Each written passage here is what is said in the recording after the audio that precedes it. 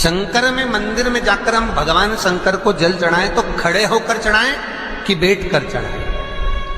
अब दो तरह का शिवलिंग है मंदिरों में, दो तरह का शिवलिंग का निर्माण होता है, ठीक है। एक विष्णु शिवलिंग, एक शक्ति पार्वती शिवलिंग। बहुत ध्यान से सुनना।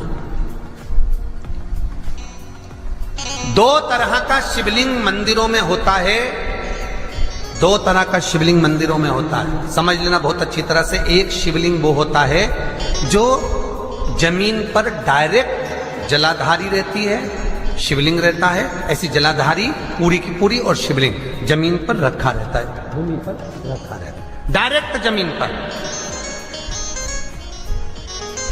आप जल ले जाकर चढ़ाए, निकल गया रास्ते से। एक शिवलिंग जो जमीन पर डायरेक्ट शंकर भगवान की जलाधारी और शिवलिंग रखा रहता है, वो शक्ति शिवलिंग कहलाता है। माता पार्वती का हस्तकमल उस शिवलिंग के सम्मुख में। और दूसरा शिवलिंग एक डमरू जैसा होता है। अब वो हम उसको कैसे वर्णन, एक डमरू शिवलिंग होता है, ऐसा उसका स्टैंड होता है, ऐसा स्टैंड होता है, नीचे शिवलिंग रखने की जगह होती, फिर ऐसा होता है, फिर उसके ऊपर इस तरह शिवलिंग रखा होता है। एक दर्शन करें आप लोगों ने।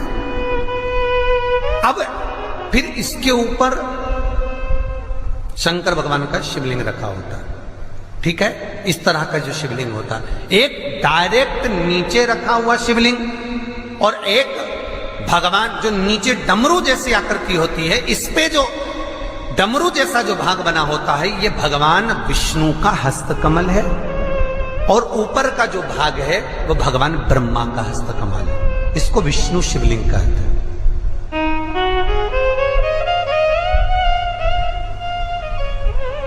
इसको हरीश्वर महादेव भी कहा जाता है। कौन सा महादेव कहते हैं? हरि सर्वेश्वर महादेव।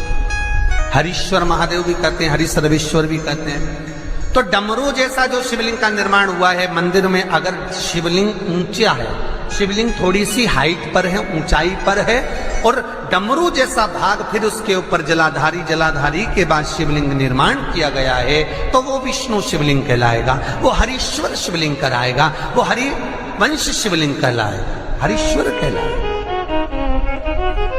और जो डायरेक्ट सीधे जो रखा हुआ है, 12 ज्योतिर्लिंग के अगर आप दर्शन करेंगे तो कहीं पर भी आपको विष्णु शिवलिंग नहीं मिलेगा, केवल एक नागेश्वर को छोड़कर। कहां पर छोड़कर? जम के बोलिए। केवल एक नागेश्वर। नागेश्वर को छोड़कर बाकी के जितने 12 ज्योतिर्लिंग में शिवलिंग के दर्शन करोगे, सब शक्ति शिवलिंग मिलेंगे, सब जमीन पर। आप जितने भी देखेंगे, काशी का देखेंगे, महाकालेश्वर देखेंगे, तो डायरेक्ट जमीन पर जलाधारी बनी है महाकाल बाबा की, डायरेक्ट जमीन पर बनी है, कोई ऊंचाई नहीं है, डायरेक्ट जमीन पर फिर शिवलिंग है। ओमकारेश्वर देख लीजिए, ममलेश्वर देख लीजिए, आप चाहें तो विश्वनाथ देख लीजिए, डायरेक्ट जमीन पर।